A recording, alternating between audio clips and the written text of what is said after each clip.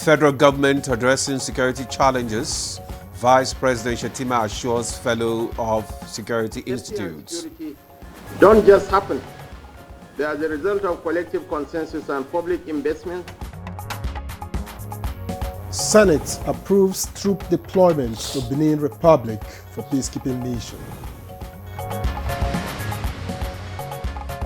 The swiftness of this action is what made the Nigerian Senate to give its consent. Finance and budget ministers in closed session with lawmakers.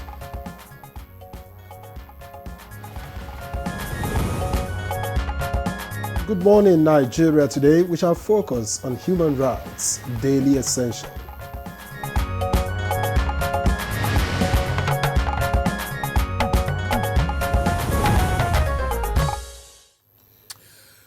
December 10 is marked around the world as Human Rights Day, a day set aside to remind us of the basic freedoms and protections that belong to every human being. True, and this year's theme, human rights are everyday essentials, puts it simply, human rights are more than mere legal words in a document. They show up in how we live our daily lives.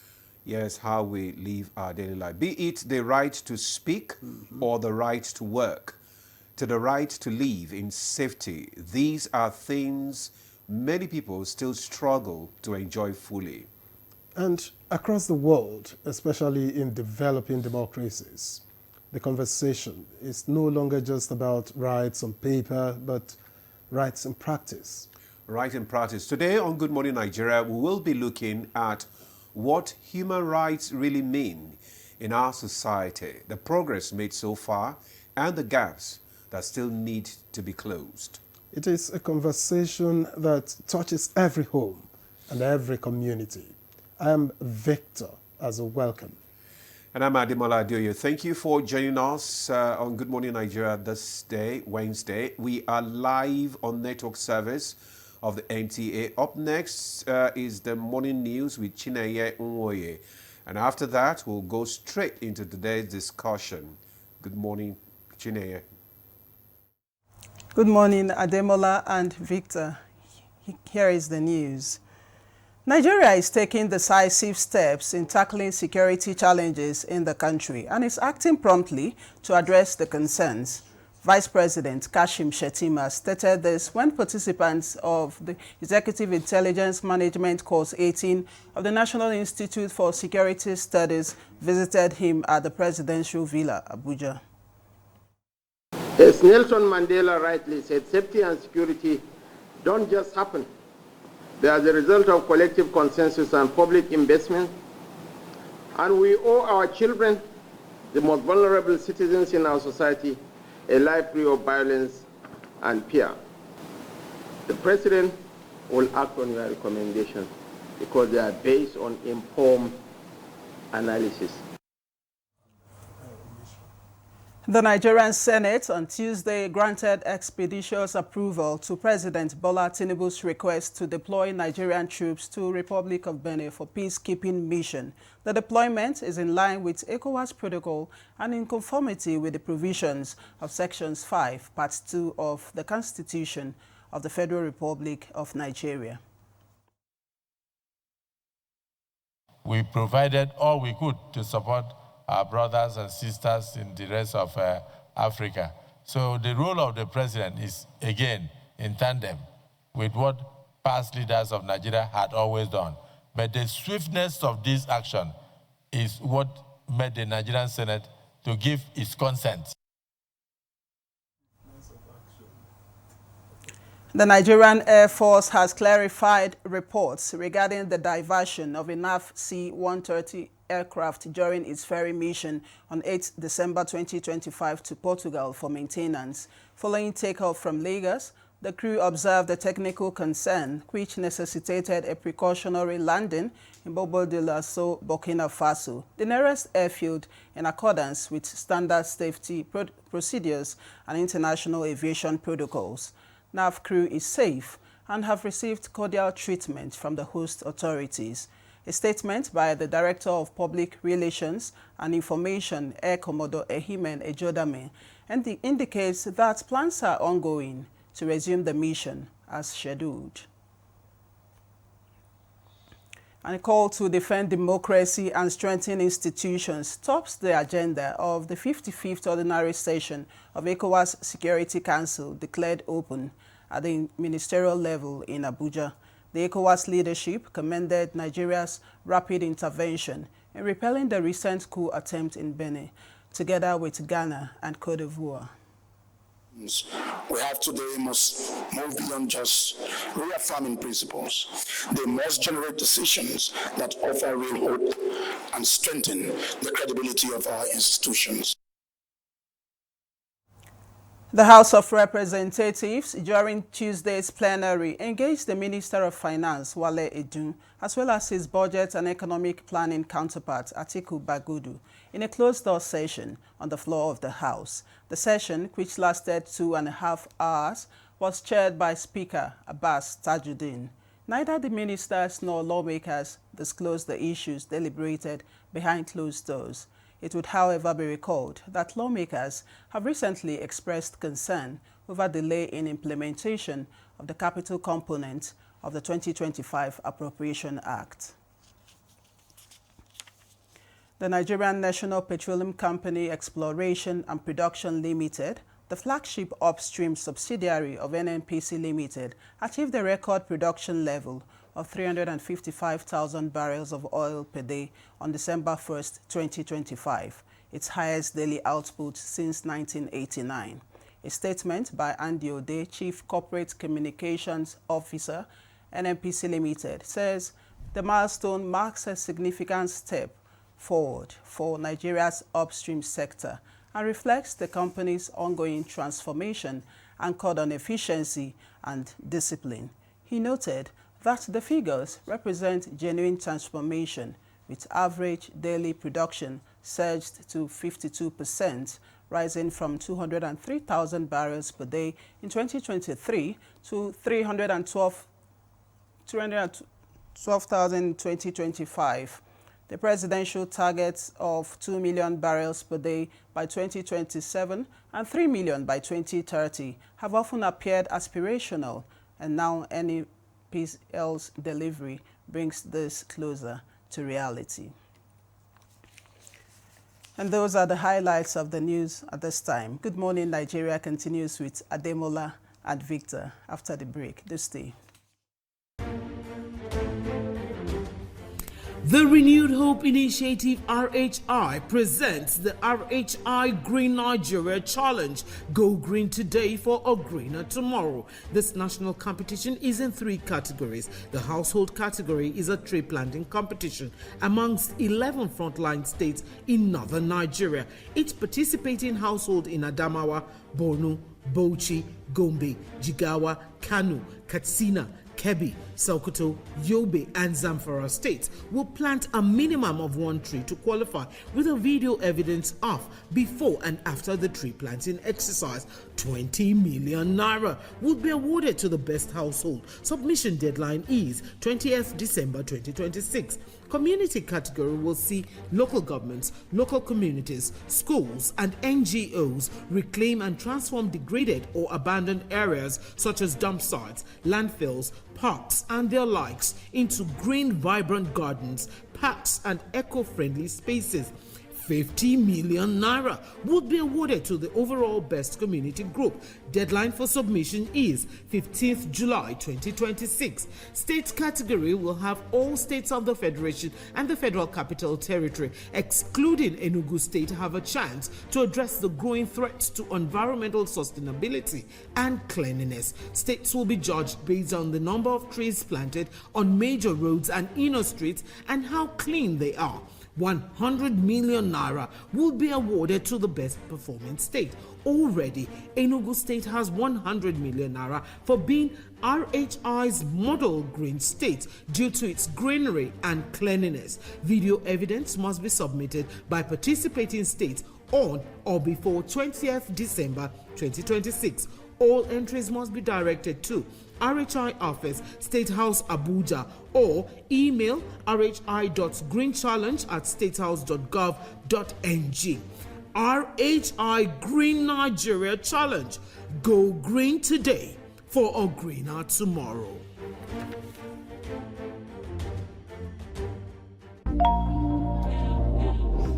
Mommy, I got the school fees. You too much.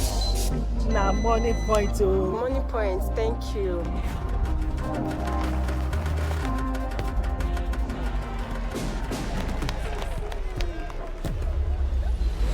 No worry, yourself go make am. Mo go buy ball. Victor, even you they use money point. Of course now, they use money points. Confirm. Money Point, made for your progress.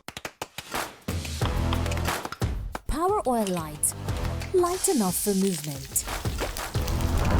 Real enough for taste. Power Oil. My choice for my family.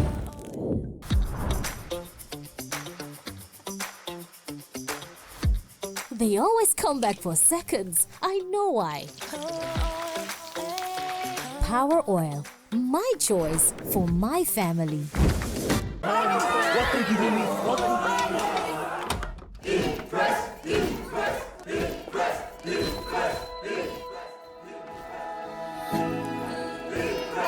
Guys, food is ready.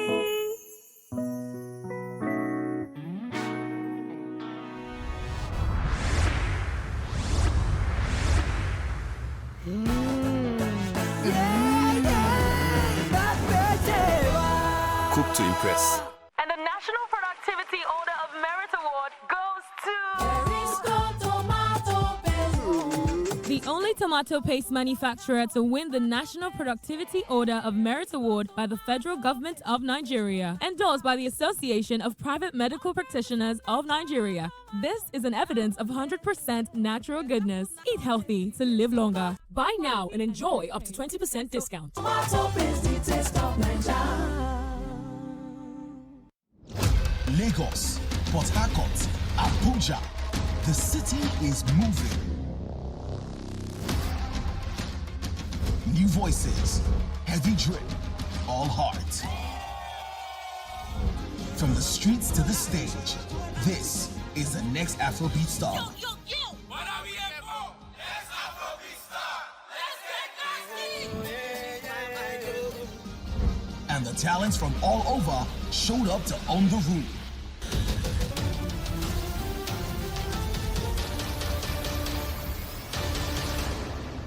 But they're not alone. Spiritual. Gospel.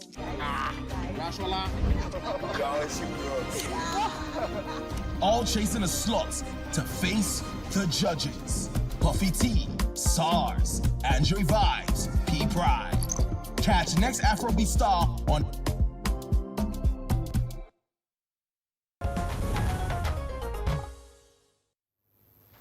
All right, thank you for staying with us.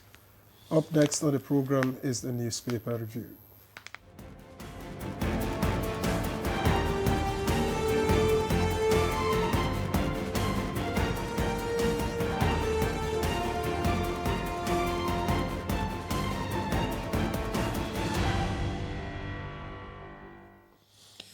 Well, our newspaper reviewer is here, Chukwudi Okoli Ugbaja. Chuks. Don't try Chuks the boy, please. It's this morning. I just swallowed it now. This morning is Croquet Chuks the boy or Chuks the man, whatever. I've turned 68, so it doesn't matter. Oh, congratulations. Thank you. Small boy.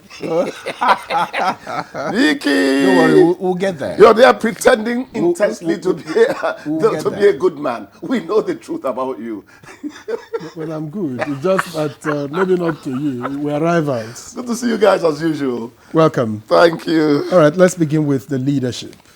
And I'd like to start with this tiny strip. I don't know why it's in that tiny strip. Senate summons aviation minister over spike in domestic airfares. That story is on page 27. I hope Chukwudi takes note. And employers failed to enroll 73.23 million workers for contributory pension scheme. It's on page 4. Above the nameplate, Senate okays troop deployment to Benin as ECOWAS says community in state of emergency. And the rider reads, Nigeria Sahel states differ over aircraft landing in Burkina Faso. And just beside that story on page 26, I joined All Progressives Congress to protect Rivers people's interest. That's credited to Governor Fubara. And still on the front page of the leadership, Osun Governor Adeleke defects to Accord parties on page 26. Police officer to die by hanging for killing Jos undergraduate, page 7. Only 6 million out of 30 million primary pupils advanced to secondary school. That's according to Alausa on page 25. And finally from here, killing soldiers worse than kidnapping school children, Gumi claims. And that story is on page 7. So we'll move over to The Guardian. And The Guardian talks about Fubara and Adeleke's exit, shattering embattled PDP, and dims 2027 hopes. That's on page 6. Nigeria faces more shortage as Canada rolls out express entry for doctors, on page 2. Soyinka condemns military intervention in Benin and Lagos demolitions. That's on page 2. And ECOWAS lauds Nigeria for foiling Benin coup attempt on page 3. Senate halts WAEC curriculum change over concerns for 2026 candidates is on page 3. And TCN faces reps panel, hinges instability on vandalism and gas shortage. You find details of that on page 5. Debola. Oh, okay. Thank you, Victor. I have the Nation's newspaper with me, and just above the nameplate, education budget has risen by 1.98 billion in 2 years, says Shatima. 1.98 trillion in 2 years, says Shatima. Fagbemi, 860 terrorism convictions secured in 7 years. Details of that story can be found on page 3. Nasarawa Assembly suspend Lafia Council boss. ECOWAS lauds Nigeria for Benin Republic intervention. Details of that story is on page 2. Then we have EFCC quizzes ex-AGF Malami over alleged terrorism financing. My public record unblemished. Details of that headline story can be found on page 2. Fubara joins APC as Adeleke picks Accord party ticket. Why we changed parties, governors explained. Then Sani challenges lawyers on integrity, ethical rebirth. Then page 5, vaccine for Jigawa Council. All right, over to you, Chooks. So Adeleke is in Accord now. Oh yeah, he's in Accord. Fubara is in the interest of Rivers people. He didn't define how much his interest was also at stake. He was explaining yesterday that politicians would be politicians. He was saying yesterday that if not for the president, he wouldn't be still governor of Rivers State. Maybe he would have been kicked out. I think he has a point. When Amaule and his people total up to how many? 27 in their assembly, they're in the opposition. They have all they needed to impeach him easily. Yeah. So he was sounding like a wise man. But what you want to look at is all the things that came together to culminate in that kind of situation. Were there not things preventable? If we were really people accountable to those who voted for us properly, if we don't play politics with everything. In fact, I'm looking for that day. I'm waiting for that day when the electorate would have a voice, really, in deciding how those they voted for behave even while in office.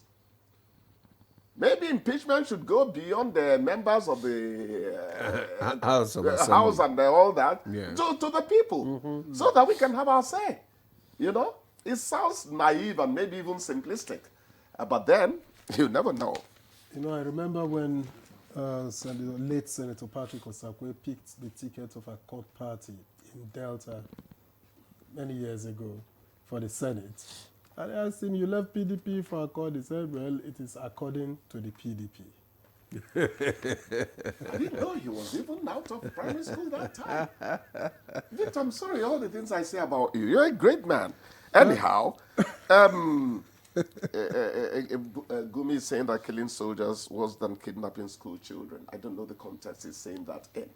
Nobody should be left in harm's way. And our soldiers, anyway, mean a lot to us.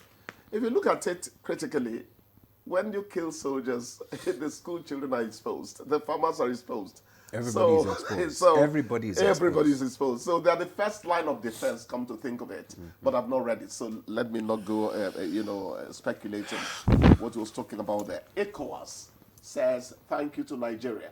Ole Shoyinka thinks things differently. I am for ECOWAS. Demola, in your Hamlet, there's no such thing as live and make it do as you like. Elders call you to order at a point. Yeah. This free-for-all these boys have started in the West African sub-region is an ill wind that will blow no one any good. I told you how I got annoyed on a journalist platform on WhatsApp. That some journalists were even saying, let the coup. I couldn't understand the reasoning. Government of the people, by the people, for the people. Journalism pushes, that is part of what journalism pushes.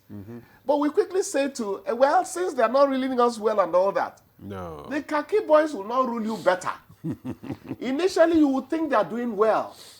Give the people in Niger and all that, you hear that there's a palace coup. The closest friend of the man, not only until saying to the head of state, you watch out. That is the way it goes. Tell me a case that has been different in the ones you have seen. The lawyers will tell you there's a precedent. In this case, we can rely on. What is the precedent in terms of a military setup that served any country in Africa? That's the point. People should not have a short memory. I like those Nigerian jets that jetted across the problem is now, what I see is just that this trend is just in the countries of the French-speaking countries in West Africa. Yes. Well, come to think of it, I don't think France handled its former colonies well. The exploitation, they say, was too much. Mining, what is this very precious? Is that what they are rebelling against? It was part of it. It was exploitation. There was new colonialism, come to think of it. Let's give it to them. But then, sometimes I tell African people, you're complaining about things you could have controlled yourself. Because the French had to use some people to make sure that what you use in, nuclear weapons. Come on, what's the name there now? That the mining of that, the Africans themselves would have put out good effort to ensure that France did not continue taking, the uranium is the word. Thank you, my brother. Taking uranium from them up to their own detriment, because that could have given them a lot of money. But to find out that people who exploit us use people who are part of us. So whom do you blame at the end of the day? That's it. Whom do you blame? It's really unfortunate. Really unfortunate. I'll read what Shoyinka has to say about it, but I don't agree with him. The system of, what is it called? The assimilation. Yeah, assimilation, Frenchification. So that is the black men. Chukwudi, I had drawn your attention to this earlier. I'm not sure what comes out of it, but Senate summons aviation minister over spike in domestic affairs. At least it's to think that some people are thinking about it, because the fare is hovering around between 300 and 400,000 naira at the moment. I was listening to one analysis Maybe yesterday. I was stoutly abstaining from something I could no longer afford. So why talk about it? But Victor, you have a point. Terrorism in the air. They know now that many people cannot use our roads anymore. They would rather borrow money to fly. I think they're exploiting it. Fine. The summer has sees an increase in airfares across the world when the weather is better, when people travel, tourism is at its peak. But there is always a ceiling somewhere where you have sanity, where you don't have impunity. What effort are we making to ensure that the people who run the aviation companies are not exploiting us? That is the point. There must be a spike, a rise. But not the way it is. This is exactly. Anyway, let's wait for what for the fallouts of that engagement. Chukwode, thank you very much for your Victor. time on the newspaper review. You knew when Osakwe, that's a good one. Don't worry, I'll see you again tomorrow. And we'll continue from there. Thank you. Good morning, Nigeria. We'll be back after this break. Please stay with us.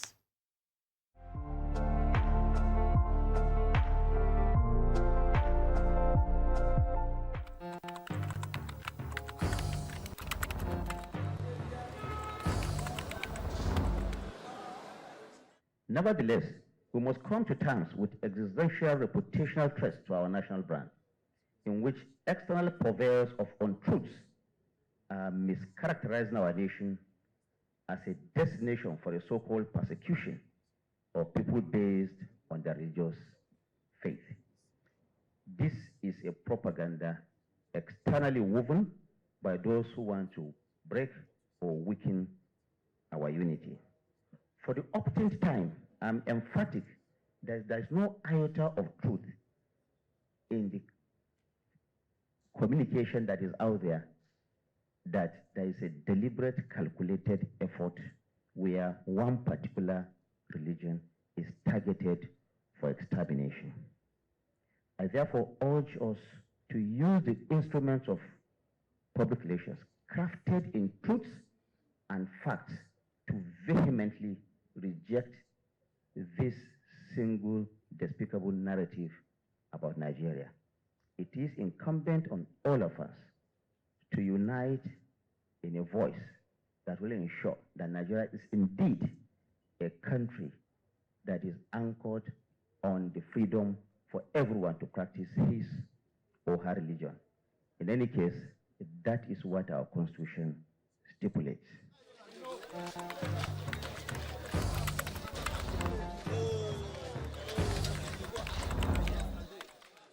Alright everyone, no pull your ears, make we talk. Shout my teeth fresh now, but you know, I beg no be slow. Ever heard of Colgate, the #1 oral care brand in the world? For zero cavities and long-lasting fresh breath. Mom, it's your time to brush. Mama and Papa buy up, use up and shine your smile. No more cover mouth. Because with Colgate, that will do ya down with your smile. Little body, big moves. Little brain, big learning. Your little child is eager to do big things. Every sachet comes with the nutrients they need every day. Made from natural grains, contains protein and fortified with iron to support their physical growth, learning, and development. So you can fully enjoy your little one's big moments of growth.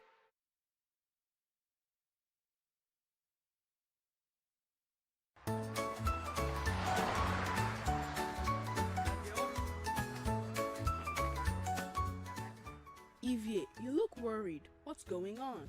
My big cousin in the university might have to drop out of school. He can't afford his school fees. Oh no, that's not fair. Wait! What is it, Tomiwa? I remember my dad talking about something called Nail Fund. He said it could help university students pay their school fees. Nail Fund? What is that?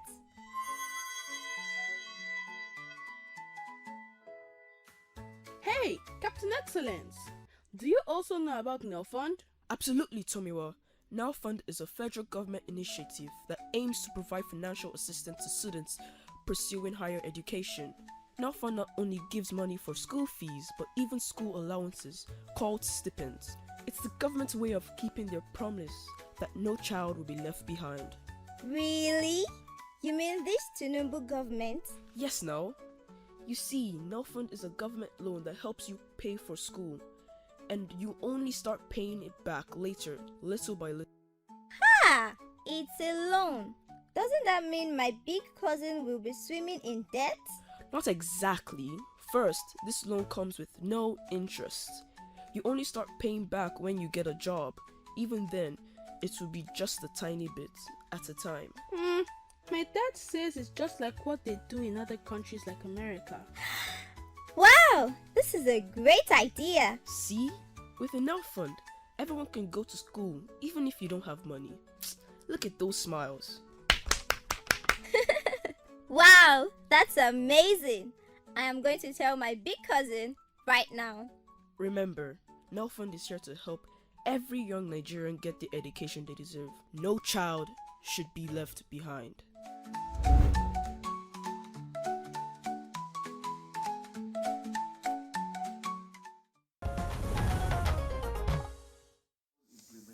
All right. This is Good Morning Nigeria on the network service of the NTA. To begin our conversation on human rights daily essential, here is a background report put together by correspondent Ibrahim Bello Gunda. The Universal Declaration of Human Rights by the United Nations General Assembly in 1948 enshrines the fundamental rights and freedoms that belongs to every person, including the right to health and well-being. This is not always the case with challenges ranging from conflicts, displacement to climate-related emergencies, hence the protection and promotion of human rights, especially those of marginalized and vulnerable populations. As the world commemorates Human Rights Day with the theme, Human Rights, Our Everyday Essentials, the campaign underscores that human rights are practical, achievable, and guarantees of safety, dignity, and equality in an unpredictable world. The day also focuses on challenges of insecurity, justice, and protecting rights amid national challenges, with activities including dialogue, awareness, and call for action against abuses like gender-based violence, among others.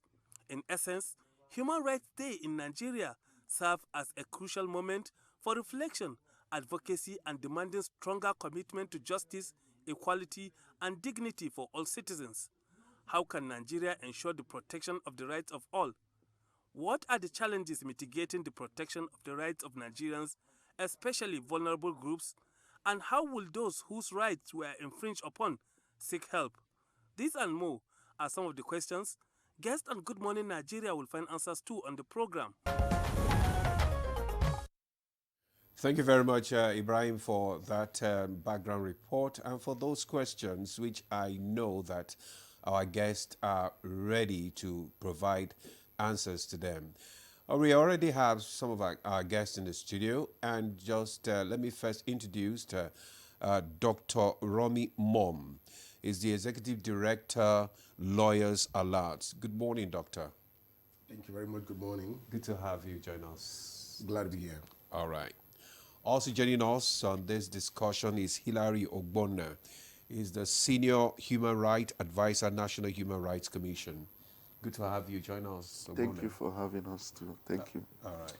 And via Zoom, we have been joined by Professor Joy Ngozi Ezilo, SAN, Life Bencher and Executive Director, Women and Collective. Women Aid Collective. We thank you very much for coming on the program.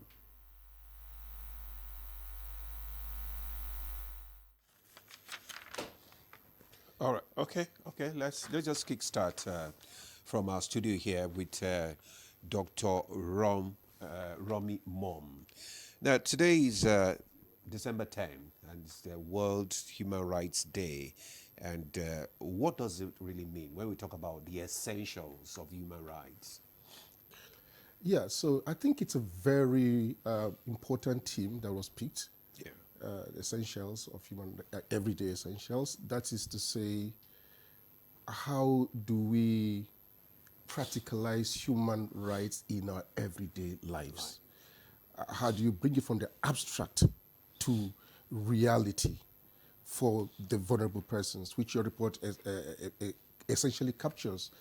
And when you look at it in Nigeria today, those issues that bothers, the man and woman on the street, the citizens and the vulnerable. There are basically three. If we were to compartmentalize them, that are really, really key today. One is the issue of economic rights and an ability to put food on the table by the ordinary Nigerian and all of that. The second, it's for me will be the issues of security, displacements, and what is bringing to the country today. And the last but not the least, the issue of the shrinking civil space. The ability to express yourself and equality and and digital rights and all of that. These are issues that today, for the ordinary Nigerian, the everyday essentials of human rights, so to speak, bothers the Nigerian. Not minding the reforms that are being put in place, are they really translating to bread on the table every morning? These are rights. And when we approach this issue from a right-based perspective, in saying these are human rights that should be protected and fulfilled by the government, then government has, the added responsibility of focusing on economic reforms in a manner that, translates, like I said, to real benefits. We've seen the issue, for example, of the rise in or the added value in what we call minimum wage. Is it really enough? How are we tackling the issues of poverty and all of that? Are we coming from a rights perspective and saying these persons are entitled to this because it's are their rights and all of that? When you talk about displacements and the security, do we feel secure in Nigeria today? When we close our eyes, do we see that girl riding the bicycle on the street and feeling very secure and safe? If you go to the camps today, where persons are displaced, what do you see? You see a life completely devoid of dignity and standards of living. Are we talking about the issues of gender-based violence? Are we talking about issues of equality? Is a girl child on the same premise now with a boy son, so to speak, or, in a manner of access to education and all of that? And when we talk about the ability for people to express themselves without fear, our cyber crimes law enforced in a manner that is rights-based or is used as a tool, to by some security agencies that can behave more professionally in terms of arrest, muzzling, freedom of speech. You post something on maybe the social media, you're picked up and all of that. Or we're using the Cybercrime Act in terms of seeing that the country is not robbed of what can come to it through money laundering and all of that. In a nutshell, would you say that Nigerians have now become more aware of their human rights, or that they have rather become more helpless in enforcing them? Wow, that's very interesting. To the first part, yes. Nigerians are more aware of their human rights. Are they helpless in terms of means of enforcing them? Then you need to unpack that means of enforcement, either through the courts or even through the National Human Rights Commission and through other mediation avenues. The other mediation avenues have seen the disadvantage, or they've seen the minuses in the formal sector, which are the courts. Not enough courts, the costs, and all of that. So the other avenues are coming up, and they are doing what the court itself should do. And I think we need to encourage those, whether it's mediation, or the National Human Rights Commission, agencies that have been set up to mediate. So in terms of that, yes, there is a shift in the positive towards getting justice. But when you look at the formal sector, it's a long, long, long way to go. All right, thank you. Hilary, I don't know, you are the commission. What are the top three human rights complaints that Nigerians bring to the commission, regularly? The top three. Thank you very much for that question. The top three: number one, gender violence. Okay, especially spousal violence. Number two, police brutality. Okay. Number three relates to you could probably say economic rights, okay, either land issues or employment relations, mostly employment relations. Okay, there are other spectrum that you can also think of that is now becoming regular. We have violations in spaces, okay, and these spaces include schools, IDP camps, churches, mosques. So these are spaces that ordinarily people should have felt free. But due to so many competing factors, some of which Romy has mentioned, the insecurity in the country, the economic situation, I will just give you an example. Between the months of September and October, we recorded cases, complaints of child abandonment to the tune of about 2,200. These are men who just abandon their children. Okay, they either move on to another new marriage or just disappear because they couldn't cope with the hardship of and also with the requirement of fatherhood.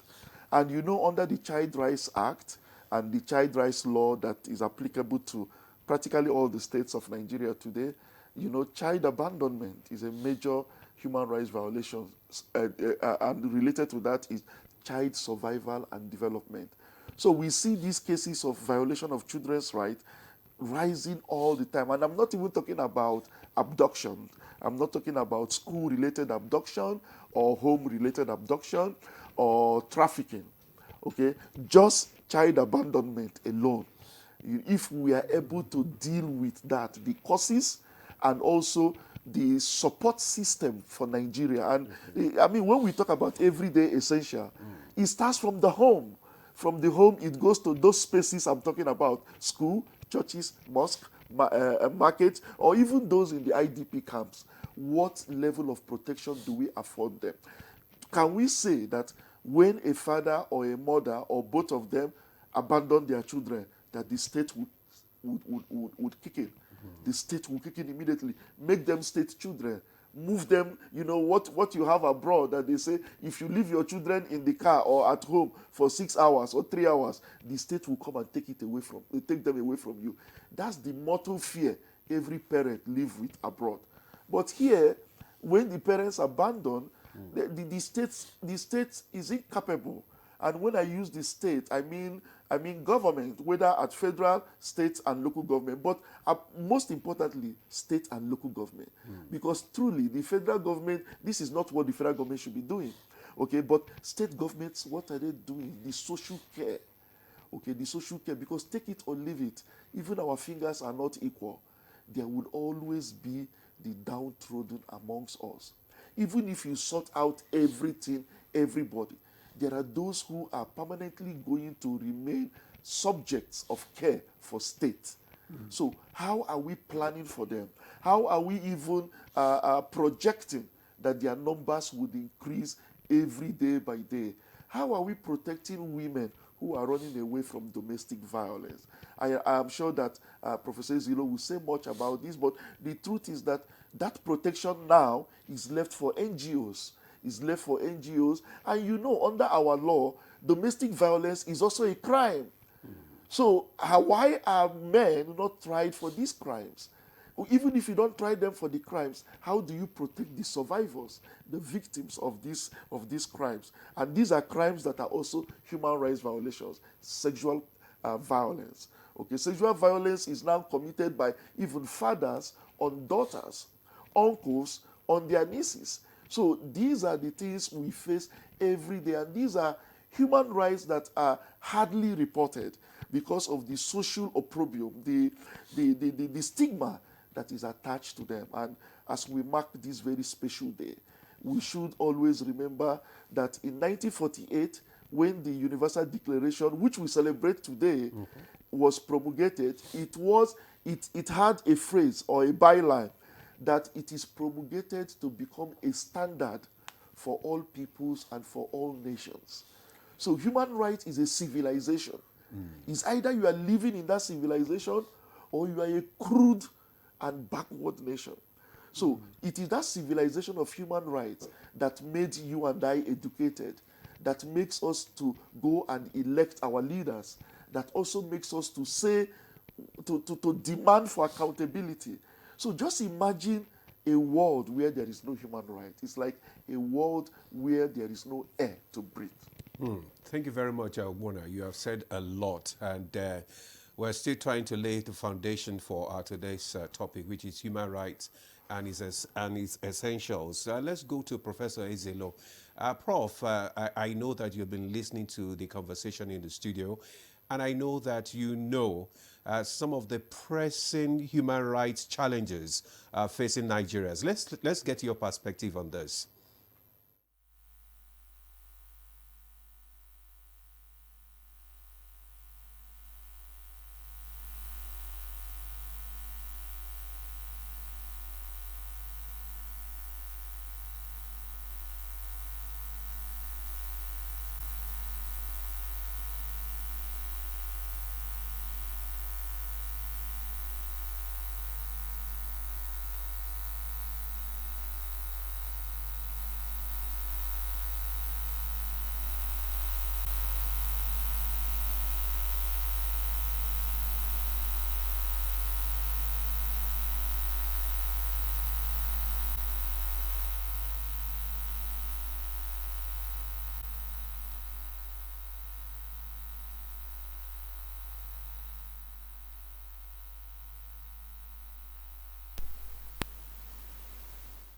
Well, we need to just, cut that Prof, perspective there because we are having some challenges concerning the audio. We'll get back to you later when the challenge is corrected. Let's come back to Dr. Romi now.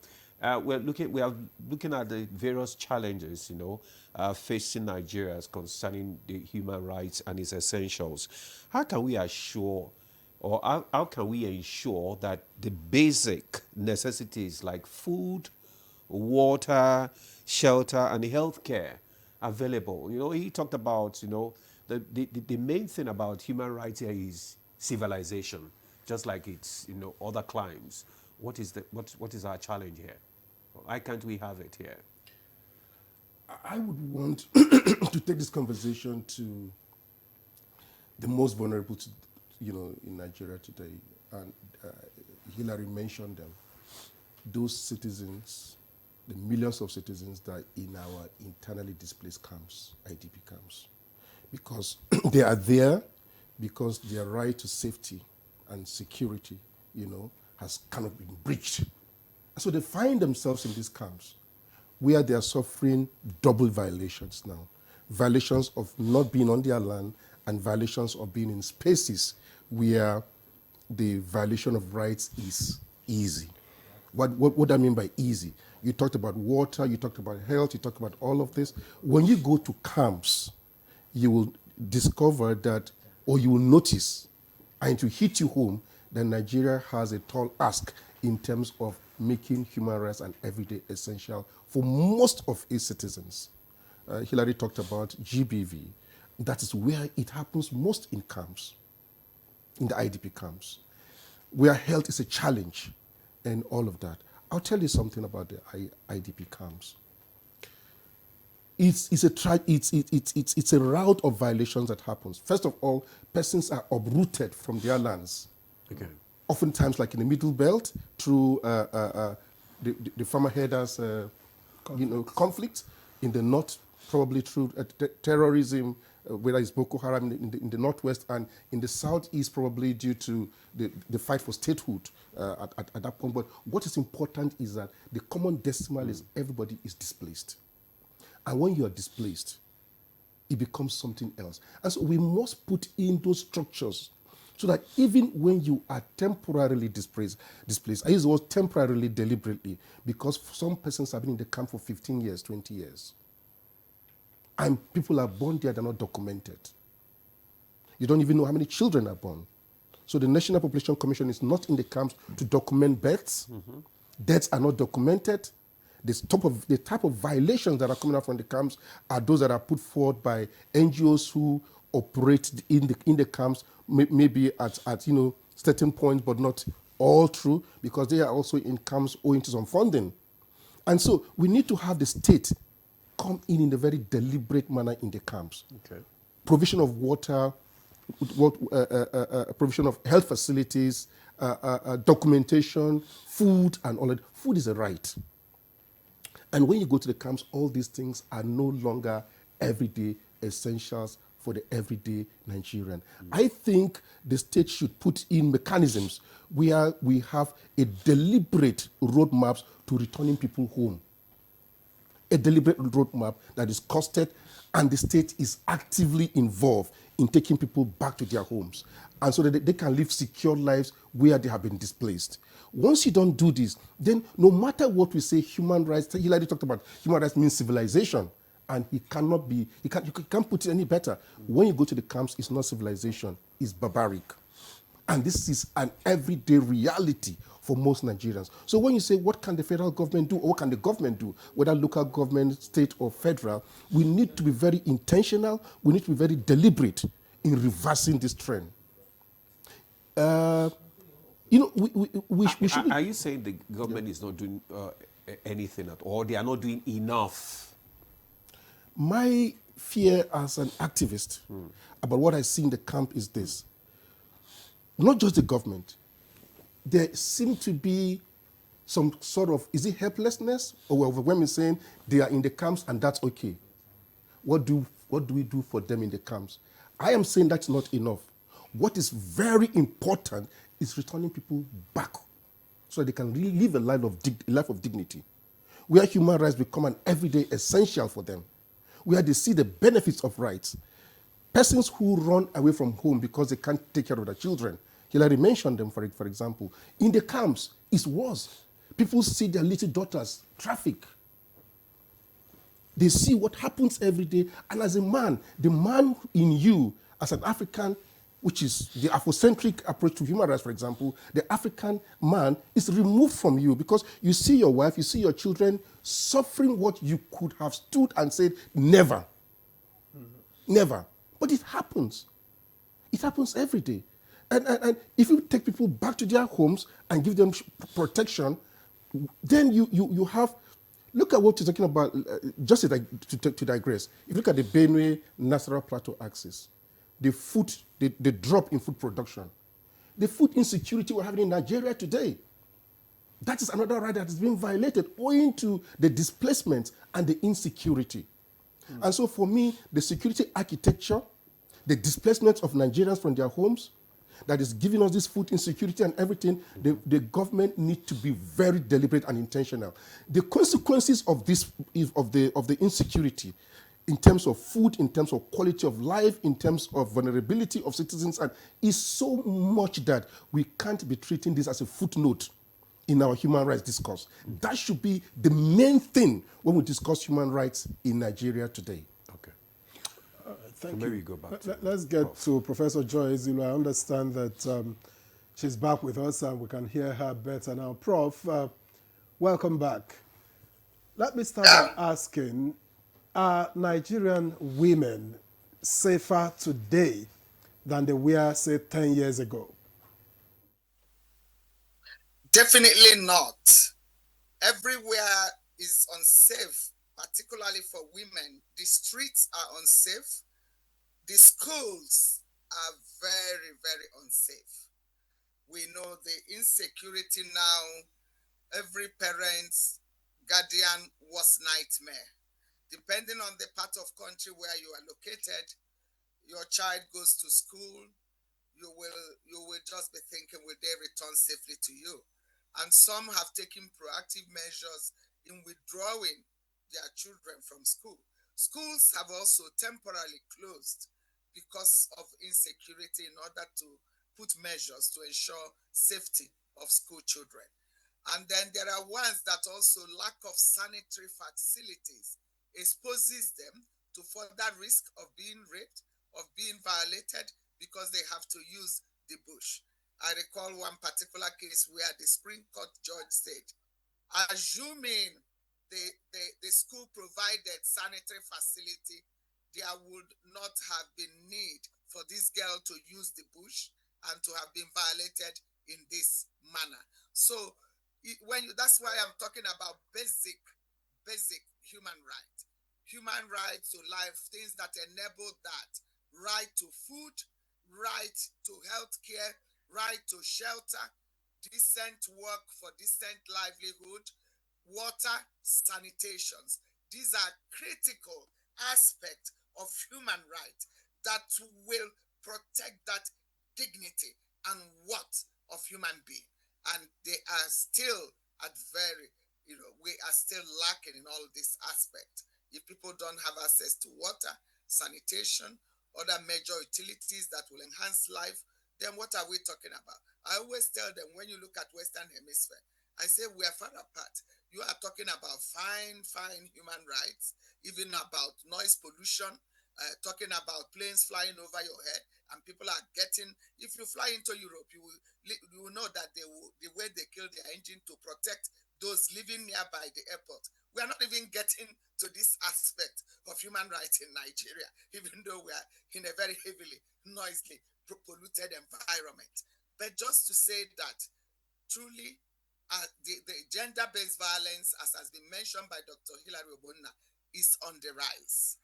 And there are additional ones that have emerged because of the current state of Nigeria and current situation of human rights. Spousal battery is on the increase because every day couples are battling for livelihood. So for those cases we receive, for example, at work, is that, he didn't provide for food. He gave me only 2,000 naira for 1 week.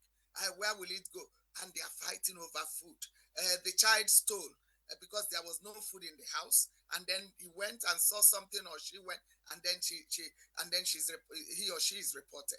So these are things. That's why we should take human rights very seriously, and we look at also developmental challenges and see how we redefine even issues like corruption as a violation of human rights. Thank you. Thank you very much, Professor Ezelo, for your perspective there. So we'll get back to you. Let's come back to the studio now. Obonna, you've listened to, the various, background concerning these human rights, the challenges, especially the basic essentials that, that we face in this country. What do you think individuals and communities can do to further promote human rights, since the government seems not to be doing enough? I can tell you that our communities are already doing a lot, and we just need to support them. And I'll give you a very some examples. Communities set up mediation mechanisms. Women groups set up mechanisms to settle domestic quarrels. You also see traditional rulers setting up their own kind of court inside the palaces. So we already have those traditional mechanisms, and these are as old as all our ethnic groups and communities. But in terms of social and economic care, we are beginning to see a lot of communities take their matters into their own hands. They set up cooperatives. They set up a group of trade. They do trade together. They come together as communities to own land, to farm together, and to also sell. But the truth is that these things cannot take away the role of the state. And when we talk about the role of the state, we are talking largely about enabling environment. Now, this cooperative, even if you set up 1 million cooperatives and there are kidnappings in your communities, the cooperatives are not going to work. Romy talked about people not going to farm anymore. It's not just only in the middle belt. If you go to the northeast, farming is almost becoming extinct. So even the little that churches or mosques they are doing to set up funds for some of these people, the religious bodies are really doing a lot. But again, how much can you do when there is this insecurity all over the place? We just heard about what happened in Lamurde in Adamawa State. Okay, these are women who came together also to protest. Whether they were killed by uniformed people or by militia, really it doesn't matter. What matters is that fundamental human rights of women who are already in conflict situation. Remember, they are already in conflict situation, ethnic violence, and now they are protesting lack of security support, and the life has been snuffed out of them. And it goes to also show the attitude of our country towards protest, this dissent, whether it is a group of activists or whether it is schools or whether it is anybody at all. You see the right to peaceful assembly. The day we stopped tolerating it as a country, then we are no longer a democracy. Democracy is not that you have three arms of government functioning. Democracy is the practice, the values, those principles of tolerance, tolerating even when a public official is assaulted. You heard what the president once said, that they insult me all the time, but I continue to face my work. This is the president of the country. Then why is this not going down? Why is law enforcement, once you say you are hitting the street, law enforcement's role is to ensure that you are protected. Every protester is protected. Safety, thank you. But at the end of the day, this thing will continue to go round to the extent that even in families, people will no longer tolerate each other. And that is the day we would have lost it. So I advocate today, the Commission advocates that the right to peaceful assembly, protest, freedom of expression, these are the essential human rights that we live with day by day. And when people no longer can tell a government official, hey, councillor, you are not representing us well. Honorable member, you are not representing us well. The day we lose that voice, the day we do that, then we should all just pack our suitcases. I'll stay with the commission, but just a gentle reminder to our viewers that you can send in your comments and questions. Keep them short. Let's know where you are writing in from. Let's know your name, but make it short and simple so that we can take as many as possible. But stay with you, Hillary. How powerful, or even powerless if you like, is the NHRC to enforce justice? The NHRC was set up 30 years ago. We are celebrating 30 years. It was set up by the government of Abacha at a time when Nigeria was under immense international pressure, including sanctions, and it was set up as a result of the Vienna Declaration of 1993. From the time it was set up, it was sometimes it was even in the presidency, it was in the National Assembly, but it became a parastatal in the Ministry of Justice. But in 2010, something remarkable happened. The law establishing the commission was changed, granting the commission a very independent statute and also wide-ranging powers. The only institution in Nigeria that investigates complaints of all human rights violations. We now expanded to the 36 states of the country, including FCT. We have powers to institute inquiries. We have powers to make determination of human rights cases, like a court. Okay, so we are a quasi-judicial body as well, and we have powers to determine compensations. Now, we also have powers to institute civil proceedings, civil cases in defense of the human rights of people, and then for human rights violations that have criminal elements, like rape, okay, like murder. After our investigation, we send the files to the Attorney General of the state or of the Federation for their prosecution. Okay. Now, this is added to the fact that the commission became a first-line charge, okay, from the for funding. So our funding, so you're powerful, by our funding was secured. I'm just giving you all of this to tell you how powerful the commission has become. And then there is however. In every talk, there is a however. Well, so what is the however? Now, the however is that the funding can barely allow us to even do investigations. So last year, we had 2.5 million complaints. Just assume that you spend 10,000 naira for each complaint to transport the investigating officer, okay, to the complaints, to the respondents, you know.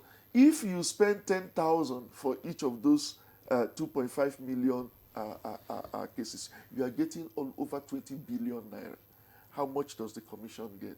The commission, recently, in the last 2 years, our budget has been increased to just above 8 billion naira.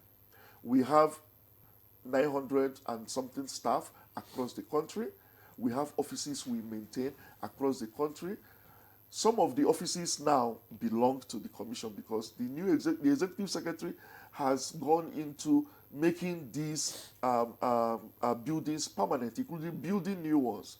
Now, in terms of enforcement, when we finish our investigation, when we find somebody culpable of having violated human rights, we don't have our own police. We still depend on the machinery of the state.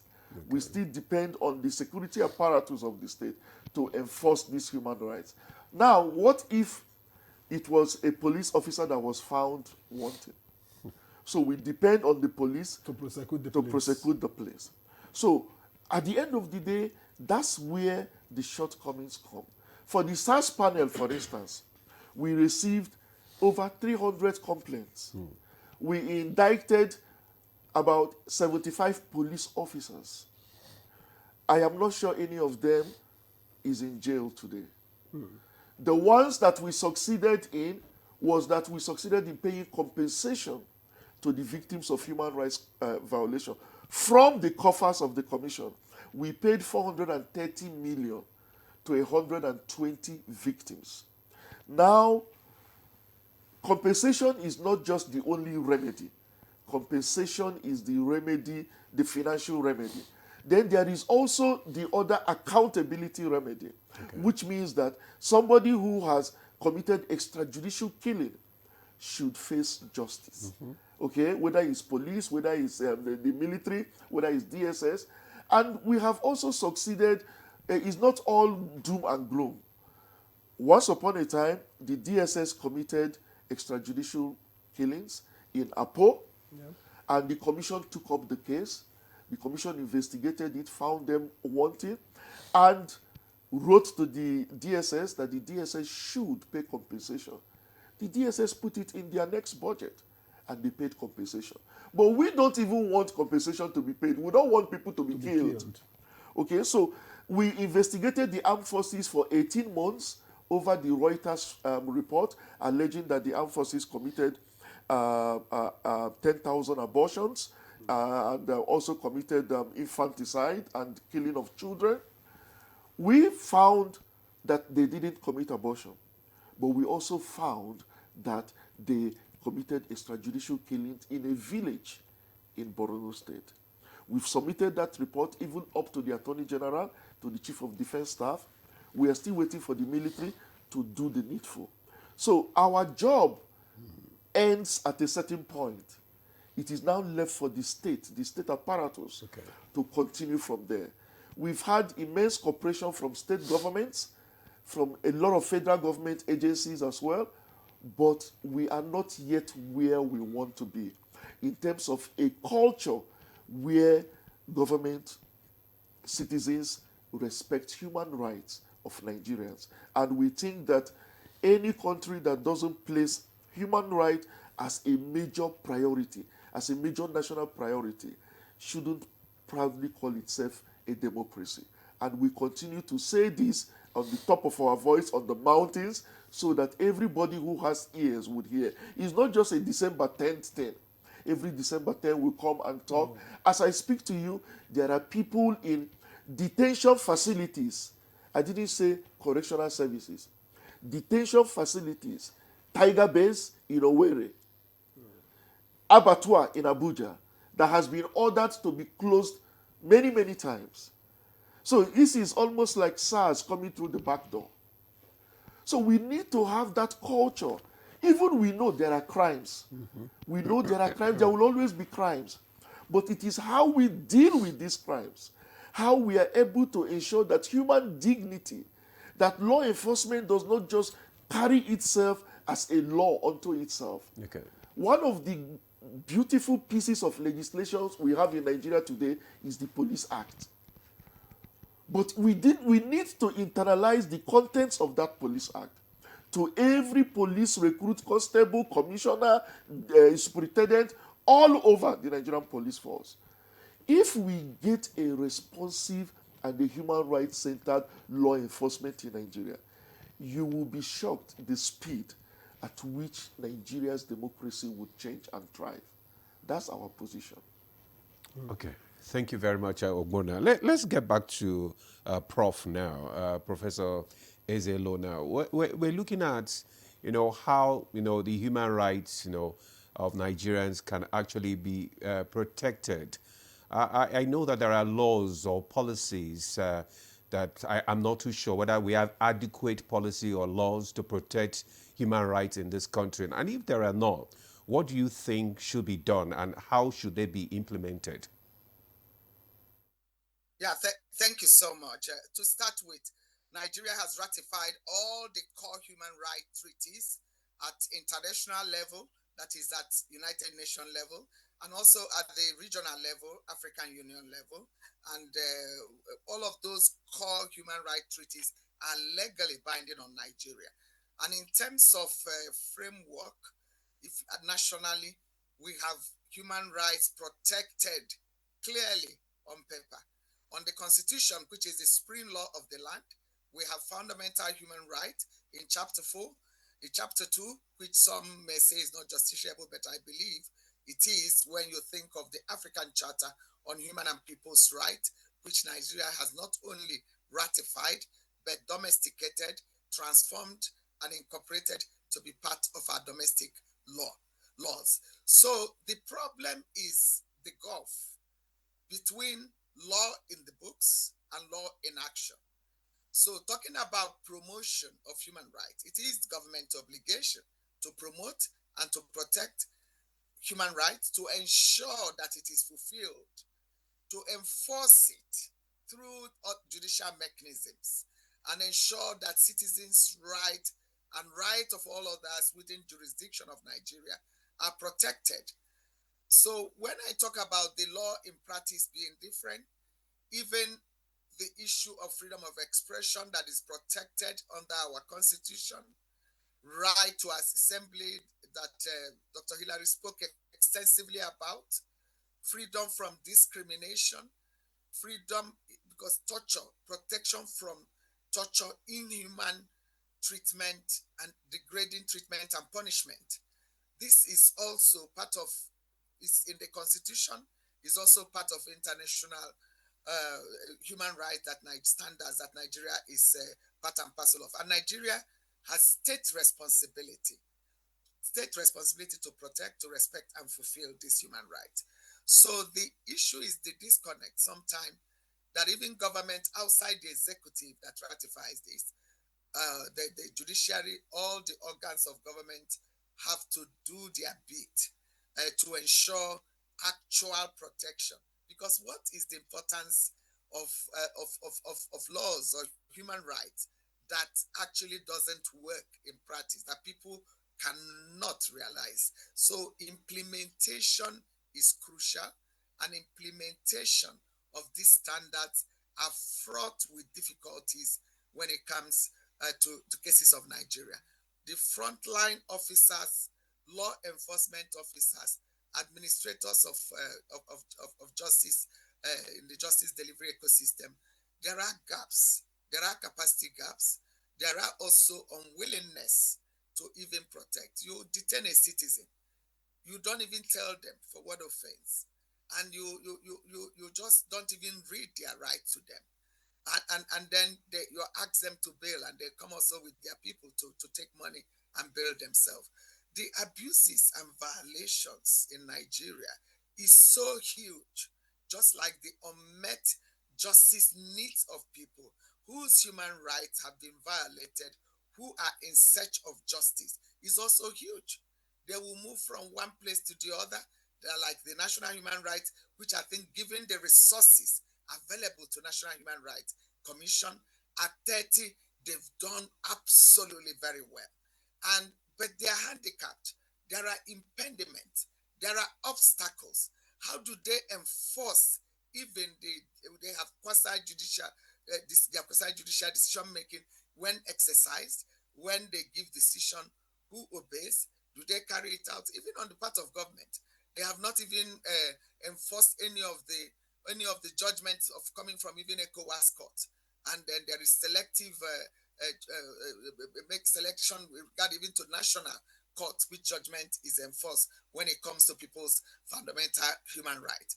And compensation, just like Dr. Hilary Obonna pointed out, is just one aspect. There is issue of restitution, there is issue of satisfaction, and then also avoiding repetition of the same crime. I sat in the judicial panel of inquiry at the end of NSA's judicial panel of inquiry for Enugu State, and we listened and we heard about police brutality. And sometimes you wonder whether these are straight from film or movie, but they are realities. And people have died from extrajudicial killings and no justice decades after. Nobody is held accountable.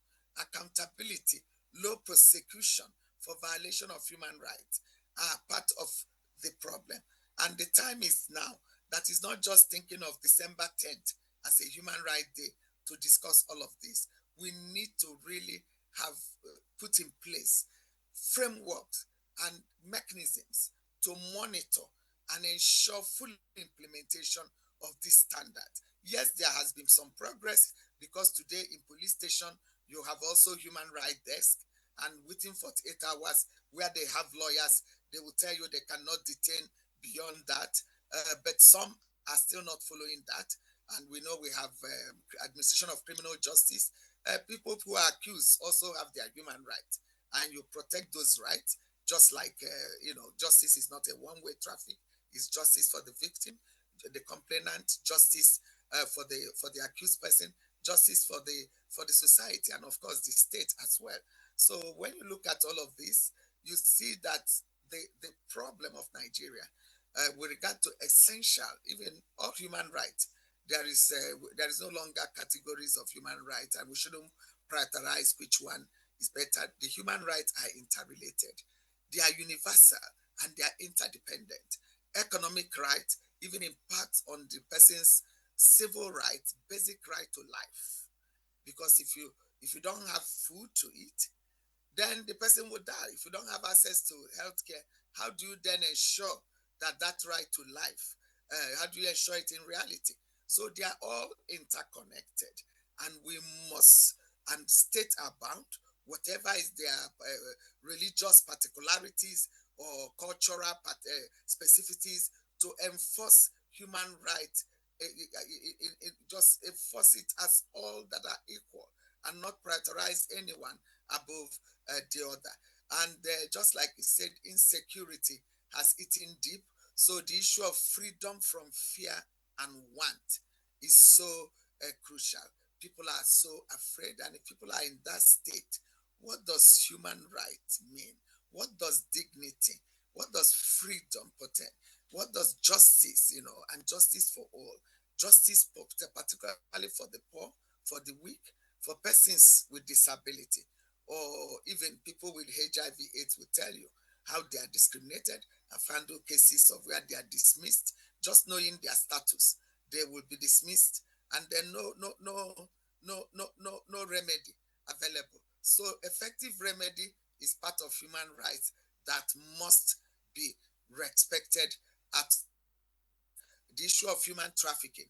Human trafficking, because of push and pull factors, the fact that the growing inequalities, the huge youth unemployment, the gender-based violence, conflict, they are all fueling and exacerbating not just the Japa syndrome, the unsafe migration, the trafficking of persons, where migrant smugglers are feeding on people's desperation to survive, and then it's making them fall prey to these migrant smugglers that just take money from them, and situation can quickly move from migrant smuggling to trafficking.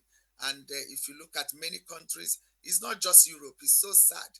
Even I was on a street, how many Nigerians are just wasting away in even other poor countries in Asia, in places within West Africa that you wouldn't imagine that Nigeria as a giant of Africa, that you'll find our citizens there, battling to survive, hoping to reach the promised land where they will have honey and milk flow on the street, or dollar and pounds. And it's not like that.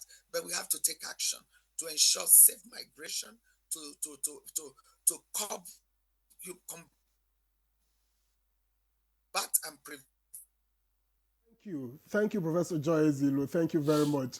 And of Professor Ezilo's contributions, I'd like to get to Romy Mom. What's the most alarming human rights violation that you have handled this year? And what's your perspective regarding how friendly the Nigerian justice system is to, survivors of abuse like this? So I work for an organization called Lawyers Alert.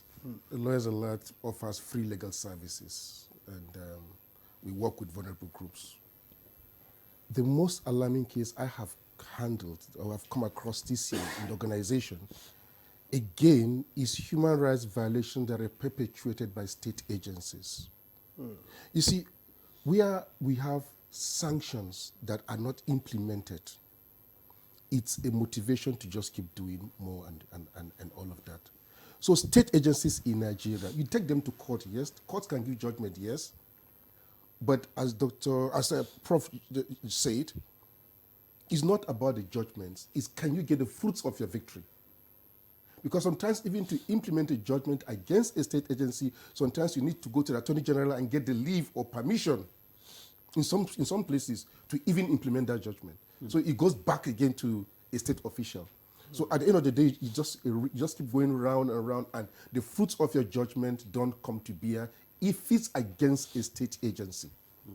Now, so state agencies, in my opinion, from what I have seen working at Lawyers Alert in the last decade or so, you find that what is happening is over 80% of unmet justice after violations are committed by state agencies, and it emboldens them.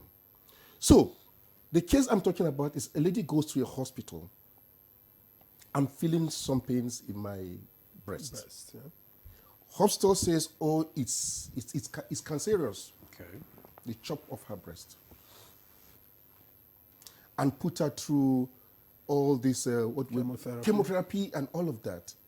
When she goes to another hospital, as the processes continue, it was discovered that that was the wrong diagnosis.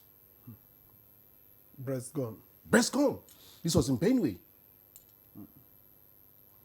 We went to court.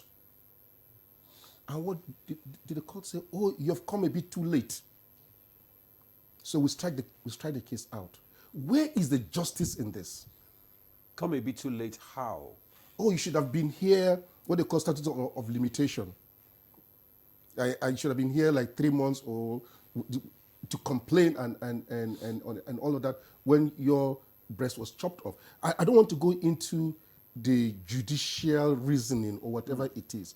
All I'm saying is we're talking about the essentials of human rights, what it means to the person on the street. I find it difficult as a lawyer trying to explain to that lady. But what it means to her is that the state has failed her, the courts have failed her, we have failed her, government has done the worst and moved away, and they're not bothered. They will do it again. And again and again and again. And so for me, human rights, where is an issue of human rights? There shouldn't be any limitation, and that's what the law says. But judges have chosen to interpret it. Some judges have chosen to interpret it their own way. But all of this is because the citizen is an easy target, finally. Hillary was talking about the powers of the NHRC. Fantastic, yes. We were all jubilant when the laws were changed, and the NHRC has the powers to determine cases and ensure its enforcement. He'll be the first to tell you that that doesn't happen. sometimes interagency cooperation. I was the commissioner at the Police Service Commission for 5 years, in charge of human rights, where the Police Service Commission is principally to see to the discipline of police officers and all of that. When the SARS report was out, the names of these police officers were sent to the Police Service Commission for us to, commend disciplinary actions against them as a constitutional body for disciplined police officers. While we are working on that, another government agency issued a report that, nothing was wrong. Nothing happened. So the three of us, National Human Rights Commission, Police Service Commission, Attorney General's Office, we are working in different directions. So when you talk about the impediments to the realization of human rights in this country, it sits mostly within the agencies that we have voted in, that's supposed to be protecting these rights. Wow. They're supposed to be fulfilling these rights and providing the enabling environment. And so the National Human Rights Commission, as a coordinate organization for this, should be resourced much more to do more than what they are doing. And like Professor Joyce Isiolo stated, given what they have, you must give the National Human Rights Commission their flowers, especially in the last 7-8 years. It's been a metric ascendance in terms of what they can do. We are praying and hoping that when the resources are given that will match the mandate, then we see an effective implementation of that mandate. And NGOs, civil society organizations, CBOs are doing so much, so much. And we need to see a very collaborative approach between not just the civil society organizations and National Human Rights Commission, but also with other government agencies. So it's the state agencies now that we have to hold accountable for the various violations and abuses of these human rights. Absolutely now. So. Okay. All right. Before we continue, we already have some questions and messages from our viewers, which I would like you to respond to before we go on our second break, rather. This one is from Ahmed Baba Dikwa from Maiduguri. He said, human rights in Nigeria present a complex and challenging landscape, deeply affecting the daily lives and future of its citizens. While the Constitution guarantees fundamental freedoms, many Nigerians grapple with violations, including police brutality, restrictions of free speech and assembly, and violence from both state and non-state actors.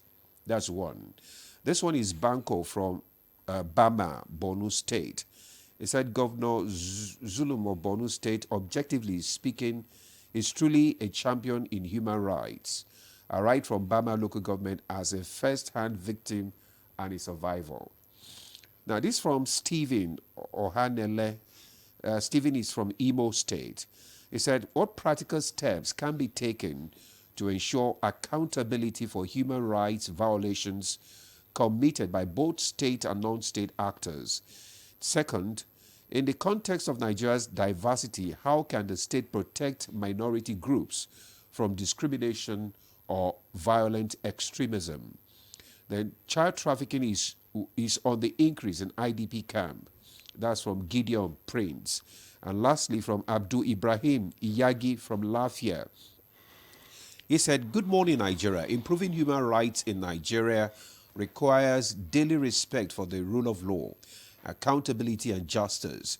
Security agencies must operate lawfully, while citizens should freely express themselves without fear. Public awareness of rights should be promoted in communities, schools, and workplace. Before you respond to some of these comments, the director is urging us to go for the third break. So stay with us. We'll be back after this break. Confidence is important in life's little moments. Strong teeth can help, even if they get her into trouble sometimes. A great smile is useful to break the ice, and making friends is easier when you know you have fresh breath. I give my family confidence with Pepsodent Triple Protection 123. Its antibacterial action formula gives them cavity protection, white teeth, and fresh breath. The confidence of 3 toothpaste in 1. Pepsodent Triple Protection 123.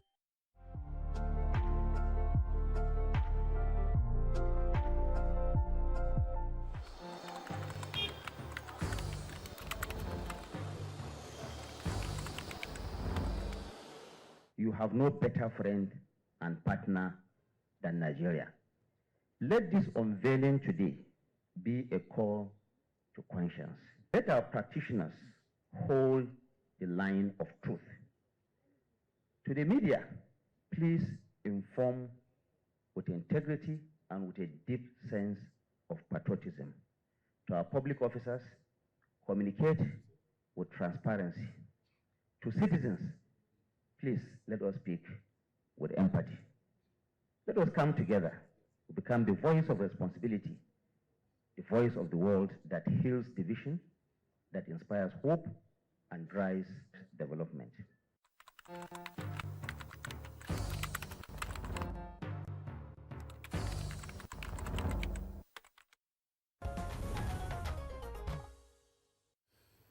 Thanks for staying with us. You're still on to Good Morning Nigeria on the network service of the NTA. And our conversation is still on human rights, its essentials. We have our guest in the studio. And before we went on break, that short break, we read out some of the comments and questions sent to us by you, our viewers, which our guest here would like to respond to. Okay, Ogbonna, I've read out some of these comments and would like to, before we go to Prof, maybe you get your response. I think my first shot is that the comments you read is a testimony of the fact that Nigerians understand their human rights. I mean, these are ordinary citizens communicating about rights and also espousing the principles as if they work in the National Human Rights Commission. Mm-hmm. Now, in terms of the situation in Borno State, you know, human rights are violated daily all over the world. But in conflict zones, it's almost tripled in terms of violations. Mm-hmm. And that is where leadership now matters. Leadership matters in terms of the politics of managing conflict, in terms of also the provision for those who are displaced, and what we call durable solutions, your plan to take them back home. And in all of this, Governor Zulum has excelled. And I dare say that he is one governor that understands and prioritizes human rights.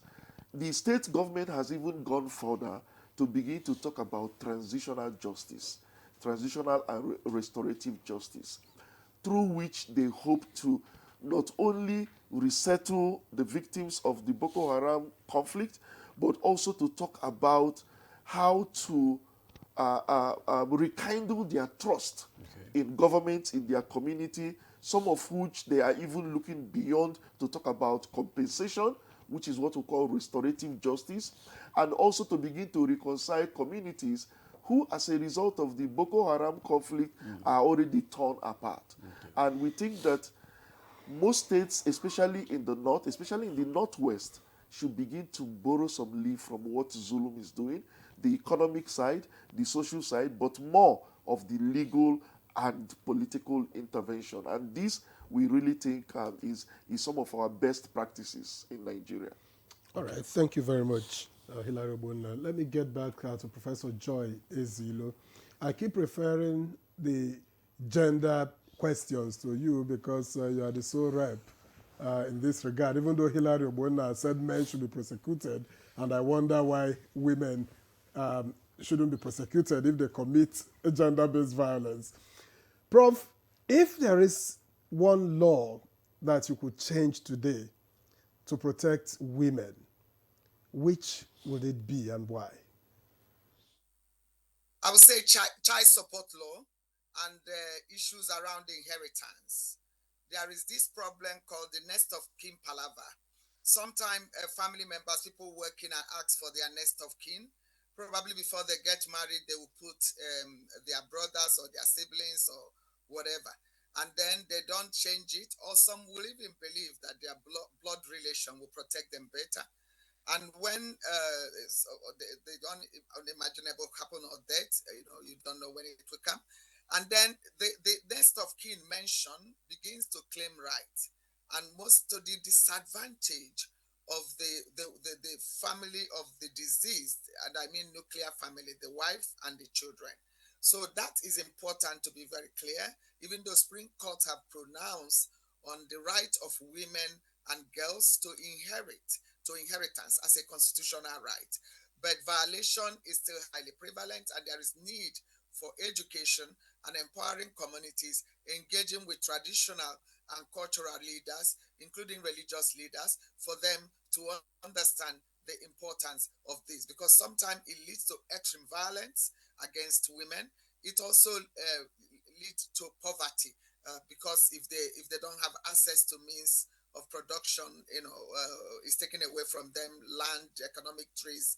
Even we've seen cases where farmland, widows are prevented from even harvesting food from farmland.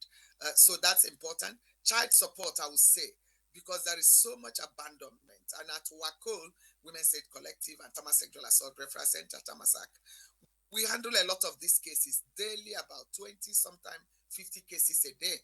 And if you look at them, in fact, about 1/5 of them, or sometimes that's 20% to 30%, all have to deal with child abandonment, failure to provide necessities for the family.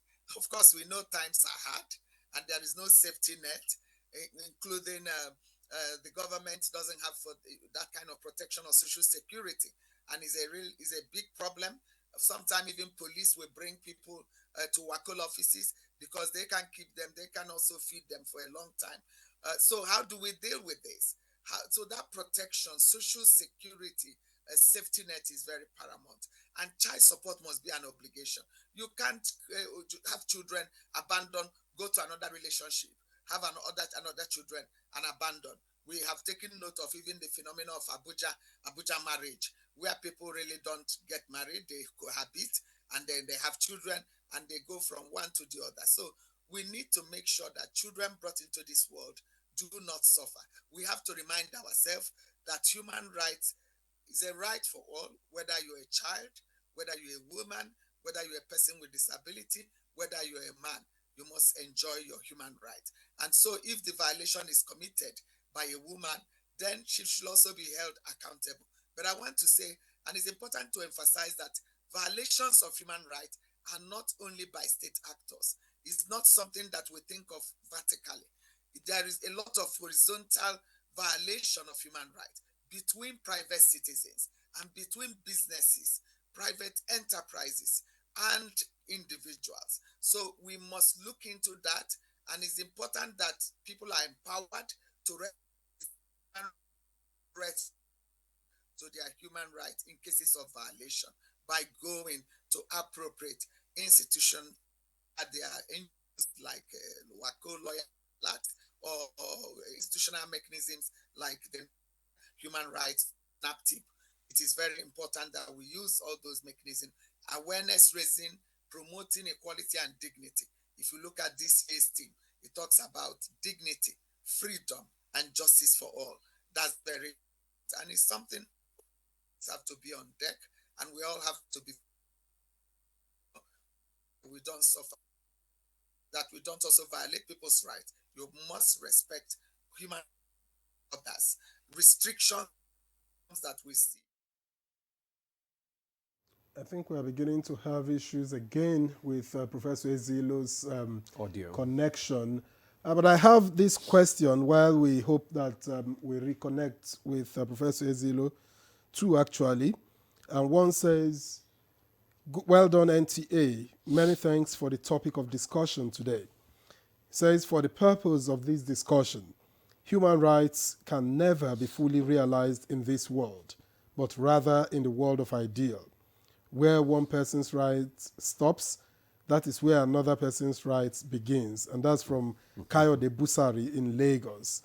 And to the second, in my opinion, here is that powerful, the problem here is that powerful individuals lack regards for institutions. How can this be solved for the laws to be implemented as it should be? And that's from Asogwa Celestine. I don't know how Romy Mom reacts to this. Human rights cannot be attained here, but in the world of ideal. Largely, yes, I agree. And the issue here is a progressive realization of these rights. You can't be static either. you should be able to go notches up every time. And as the world develops, times are dynamic. Rights you don't see today, you see them tomorrow. You know, in the past, climate change is showing us that there are other rights that we need to look at. And that's why you have generation of rights, what we call the first generation of rights, second generation, third generation. So yes, I agree that we can't realize human rights fully. That's the ideal. But we can progressively work towards achievements of these rights. The danger is don't erode, don't go too slow, go in a manner that is reasonably objective. And for Nigeria, for example, we say right to food, right to health. These are rights. It means they are to be supplied. But the government doesn't have the resources to build houses for everybody, because shelter is a human right. So you try your best to give the enabling environment for everybody to own a home. And government is doing that through little things. Education is a right. So we are doing things with issues like JSS, primary education is free and all of that, trying to see how those are the progressive, ways to work towards this. But before one other thing that came up very strongly for me here is this issue of communities. Mm-hmm. And I want to share an experience of communities taking advantage of the law to secure themselves. Because security is quite an issue. And like Hillary said, the Police Act, Present Police Act, is one of the best police laws you can see anywhere, because it captures and brings together the quantum and every, issues of human rights into one book in policing a nation. The problem is that it's not being implemented. But there's a very interesting part of the Police Act, starting from Section 135, that talks about community policing. Mm. Not community policing in the sense in which it is being even practiced by the police today. Community policing as captured in the law. Okay. In the law, it says, set up community policing committees at either state level, local government level, or divisional levels, where you have citizens coming together to sit with the police, along with other agencies, to discuss their security, make plans, where you have some sort of accountability, and persons know what is going on. It's not just even about early warning and early response. Communities have a voice in their own security. A people-centered public safety, and I would want to see that happening. We used to have that maybe a semblance of that in the past, where we have community being responsible for the safety and welfare of the people living in the environment. So now it is being put as it's a law now. Okay. That's the difference. It's a law, and law means resources and all of that. Benue State Benue State government is working on that along with lawyers a lot, where we have community policing systems in Katsina Ala and Guma local government. Okay. And I tell you what, it's working in terms of resilience. I've seen these community policing committees come together and form subcommittees and saying, hey, look, how can we help this woman fry akara in the night without being afraid of boys coming to kick up the fires and all of that. Yeah. And so when you do that, when these boys are involved, they're identified and they're handed over. And so within that small nucleus, there is a semblance of security. Is to replicate this, to expand it. Like I said, the Benue State government is in support of this, and it's working well in those areas in which it is set up. The Yelwater incident, for example, there were early warnings that were sent out. Sadly, the response wasn't as fast as it should be, and we saw what happened. So when communities are involved in their own security, when they have a say jointly with the state, as captured in the Police Act, which is the real community policing, I think we'll have some measure of public safety. We should have some measure of people-centered policing in Nigeria. Okay, thank you very much, Dr. Romi. Now, Ogbonna, there is, Victor read out something. I have a question or two to ask you, but I want you to, because I saw your body language when he read out that comment, that where my right stops, that's where your own starts. That statement is so common. How true is it? I mean, before I ask this question. That statement, and I'm really happy you saw my body movement. Yeah, your body language. That statement has always been used by people who don't want others to enjoy their human rights maximally. So let me, on national TV, rephrase that statement. Okay. Huh? Yeah. Enjoy your right while I enjoy my right. rights. Okay. Simple. How difficult is that? No, how difficult is that?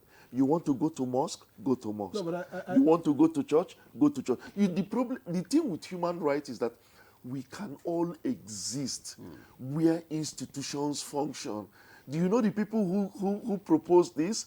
People who don't want you to protest because others are not protesting with you. So, but law enforcement can allow people to protest.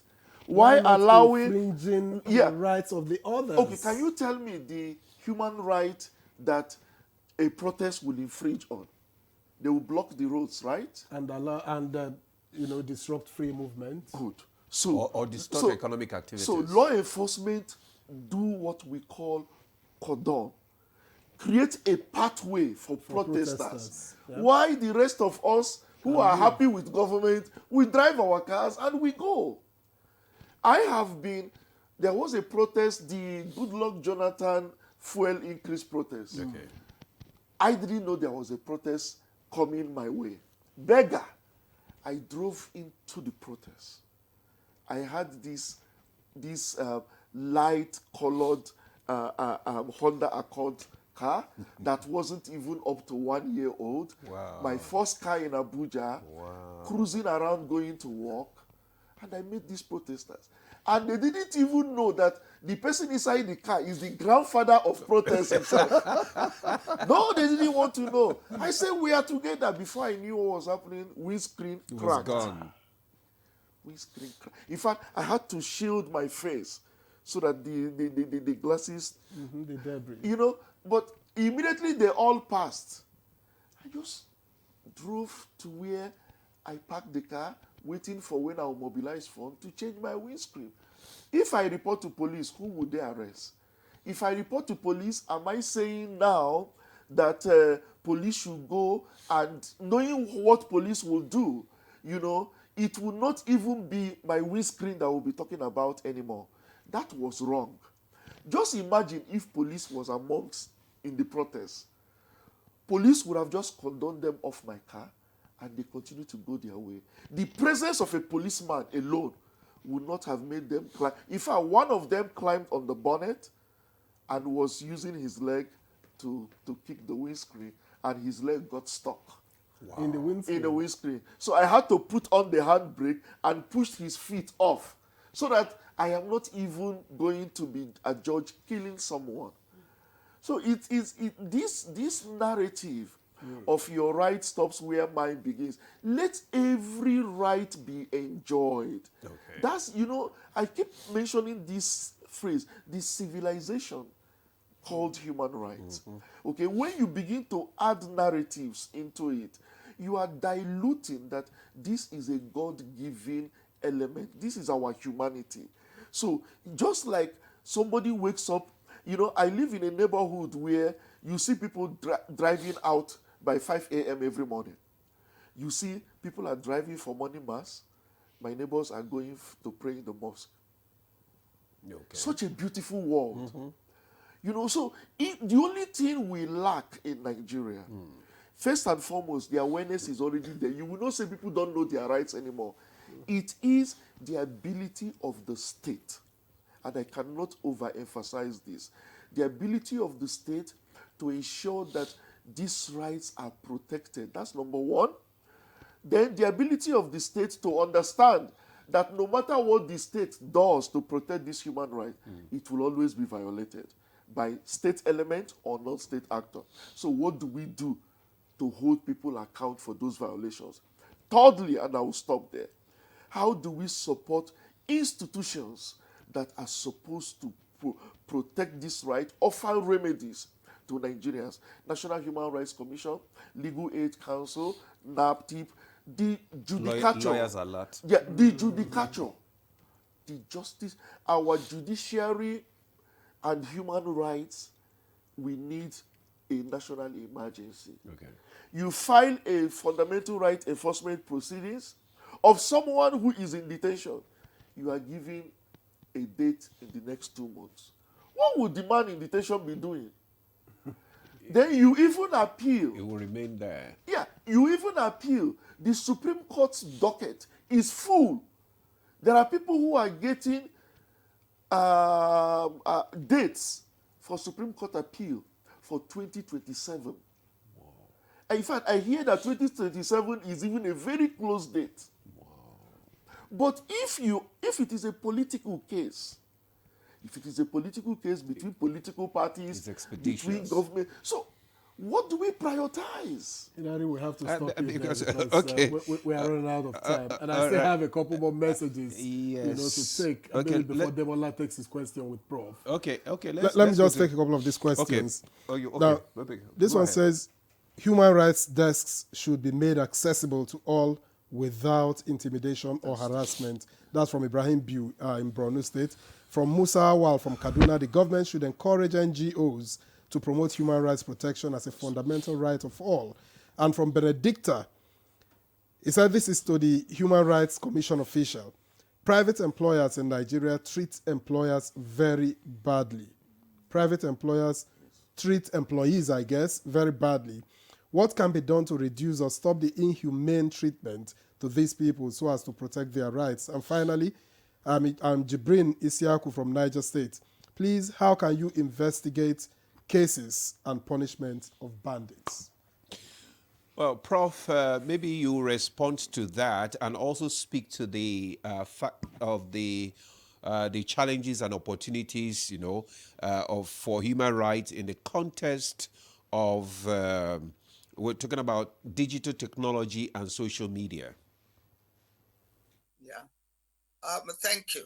I think with new technologies, they present opportunities for raising awareness and also exposing violators and ensuring accountability. And in Nigeria, it's working, and we have seen few cases where even people, high-powered, high-level, people have been persecuted just because something has gone viral. But of course, the divide, because someone in rural area without electricity, without a service provider, or cannot even afford it, will not be able to use those, or even maybe digitally illiterate. But working now, we have to understand that there are many other critical issues, especially providing information about legal, not only just legal right, but how the procedures people can take if their human rights are threatened or violated, because it might be under threat without violation, and it's important once the early warning signs are there for you to report.